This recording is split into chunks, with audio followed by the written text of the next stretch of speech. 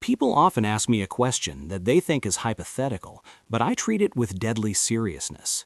They ask, Warren, if you lost it all, if the billions disappeared, if the reputation vanished, if you were dropped into the economy of 2026 with nothing but a few $1,000s in your mind, could you do it again? The answer is yes, and I believe I could do it faster this time. Not because I am a genius, but because I know the map.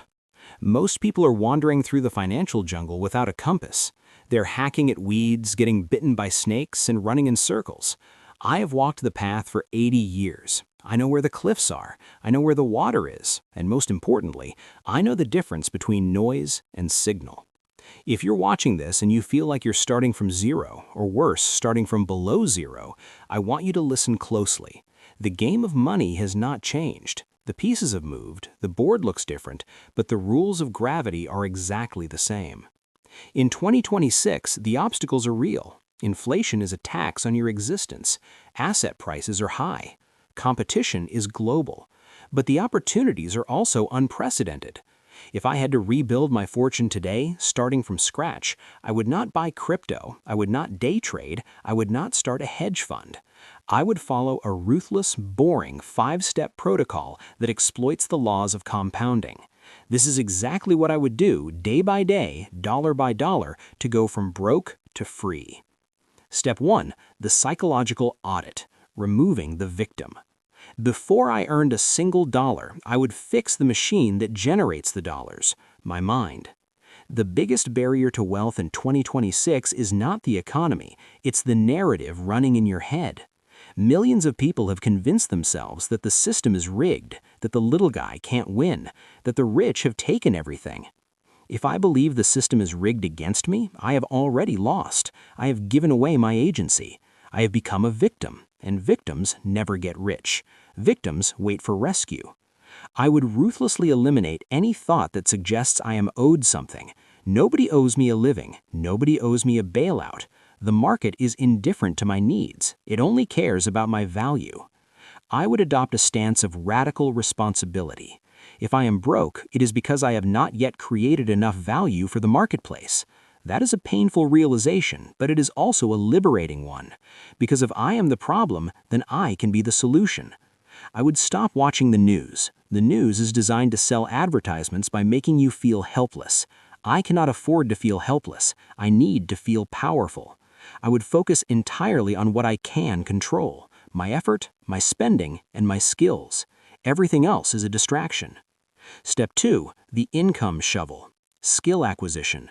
With my mind right, I need capital. You cannot invest $0.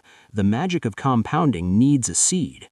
Most people try to get rich by investing their way out of poverty. This is impossible. If you invest $1,000 and make a brilliant 20% return, you have made $200. You cannot eat $200. In the beginning, your investments do not matter. Your income matters. I need a big shovel to pile up cash. I would not look for a job. I would look for a problem. In 2026, the world is full of expensive problems. Businesses are struggling with AI, people are struggling with finances, companies need sales. If I can solve an expensive problem, I can charge a premium price. I would ignore my passions. Passions are for hobbies. Passions are after you are rich. I would look for utility. What skill is the market desperate for? Right now, that might be sales, it might be digital marketing, it might be coding, it might be specialized trades. I would spend every waking hour becoming the top 1% in that specific skill. I would read every book, take every course, practice until my fingers bled. Why? Because the top 1% of any field capture 50% of the rewards. The average player gets paid a wage, the expert gets paid a fortune. I would work to learn, not just to earn. In my 20s, I offered to work for Benjamin Graham for free. Why? Because the knowledge he had was worth more than any salary.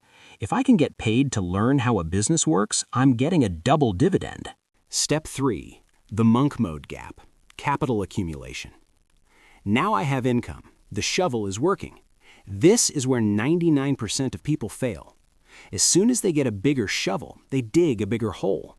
They get a raise, so they buy a better car. They get a bonus, so they move to a better apartment. They inflate their lifestyle to match their income. They are running on a treadmill that keeps speeding up. If I were rebuilding, I would live like a monk. I would look poor. I would drive a car that is barely legal. I would cook rice and beans. I would have roommates. I would wear the same clothes every day. Why? Because every dollar I spend today is a soldier I am killing. I need an army. I would aim for a savings rate of 50%. If I make $4,000, I live on $2,000. If I make $10,000, I live on $5,000. This gap is my freedom. This requires saying no. No to the dinner invite. No to the vacation. No to the latest iPhone. It is socially painful. People will think I am struggling. Good, let them think that. While they are financing their lifestyle, I am buying mine. I am not doing this forever. I am doing this for a season. I am buying my life back from the bank. The first $100,000 is the hardest money you will ever make. You have to grind for it. You have to starve for it. But once you have it, the gravity shifts. Step 4, the boring deployment, asset allocation. Now I have a pile of cash. The shovel has filled the bucket. What do I do with it? Do I try to pick the next winning stock? Do I buy crypto? Do I flip houses? No. I do not have the time or the arrogance to think I can beat the market in the short term. I would buy the entire market. I would pour every cent of my savings into a low-cost S&P 500 index fund. I would become a silent partner in the best businesses in America. Apple, Microsoft, Amazon, Google, they would all be working for me. I would automate this. I would set it up so the money leaves my account the day I get paid. I would not look at the price. If the market crashes 50%, I would celebrate and buy more. If the market goes to all-time highs, I would keep buying. This is not exciting. It will not make me rich by next Tuesday, but it is inevitable. While I am waiting for the compounding to work, I would keep 10 to 20% of my net worth in short-term government bonds or high-yield cash. This is my opportunity fund. In 2026, volatility is guaranteed. At some point, the market will panic. People will sell good assets for stupid prices. When that happens, I will use my opportunity fund to swing big. I will buy when there is blood in the streets. But until then, I am a steady, boring accumulator of index funds. Step 5. The circle of competence, the acceleration. Steps 1 through 4 will make me a millionaire. It might take 15 or 20 years, but it is mathematically certain. But if I want to rebuild billions, or if I want to speed up the process, I need one more step.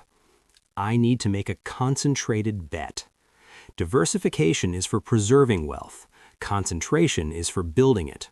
But, and this is a massive but, you can only concentrate if you know exactly what you are doing. I would wait. I would study. I would read 500 pages a day. I would learn about specific industries. I would look for a business that I understand deeply, something simple, predictable, and durable. And I would wait for the market to make a mistake. Maybe it's a recession.